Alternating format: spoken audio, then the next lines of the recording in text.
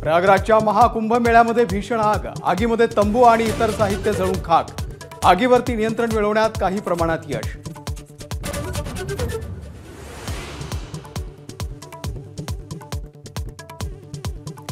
सैफ अली खानवरती हल्ला करणारा आरोपी 3 दिवसांनंतर गजाआड।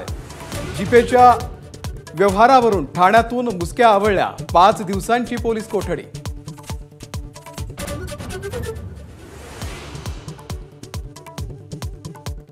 हल्लेखोर मोहम्मद शहजाद बांगलादेशचा असल्यावरून राजकारण पेटलं, हे केंद्र सरकारचं अपयश। आदित्य ठाकरेंचा हल्ला बोल, तर मातोश्रीवरती बांगलादेशी घुसल्यावर जाग येणार का?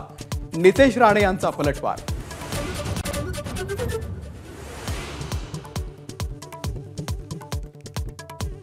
हल्लेखोराचा भुर्जी पावचा नाश्ता ठरला पोलिसांसाठी महत्त्वाचा दुवा।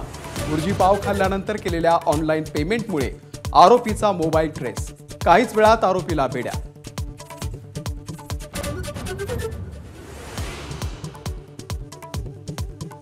सैफचा हल्लेखोर लपलेल्या ठिकाणी भाजपचे नेते किरीट सोमय्यांची धाड।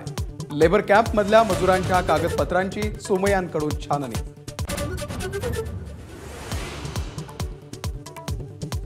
आपण अभिमन्यू नाही तर अर्जुन, राष्ट्रवादीच्या शिबिरात धनंजय मुंडे यांची खदखद बाहेर। ठरवून टार्गेट केलं जात असल्याचा आरोप, तर मुंडेंबाबत उठलेलं वादळ भाषणातून थांबलं, अजित पवारांचं वक्तव्य।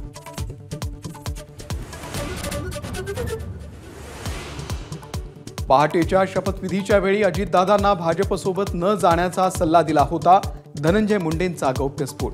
तेव्हापासूनच अजितदादांच्या विरोधात पक्षांतर्गत षडयंत्र सुरू असल्याचा केला आरोप।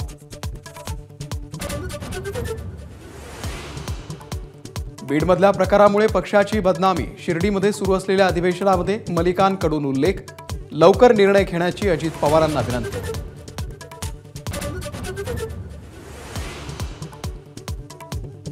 जे काही काम करू शकत नाहीत त्यांना बदललंच पाहिजे, पक्षातील संभाव्य फेररचनेवरती ज्येष्ठ नेते छगन भुजबळ यांची भूमिका। पक्षाला पार्लमेंटरी बोर्डाची गरज असल्याचंही वक्तव्य केलं। दादा भुसे आणि भरत गोगावले यांना पालकमंत्रीपद न मिळाल्यानं शिवसेना नाराज। एकनाथ शिंदेंच्या अचानक ठरलेल्या दरेगावच्या दौऱ्यामुळे नाराजीचं कारण असल्याची चर्चा। बीड आणि परभणी प्रकरणामध्ये छत्रपती संभाजीनगरमध्ये जन आक्रोश मोर्चा। सरपंच देशमुख आणि सूर्यवंशी कुटुंबियांसह मनोज जरांगेही सहभागी।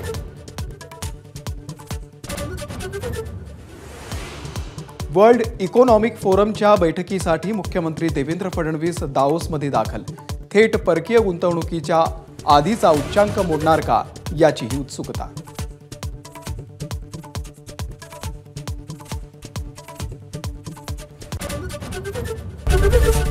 एबीपी माझा, उघडा डोळे बघा नीट।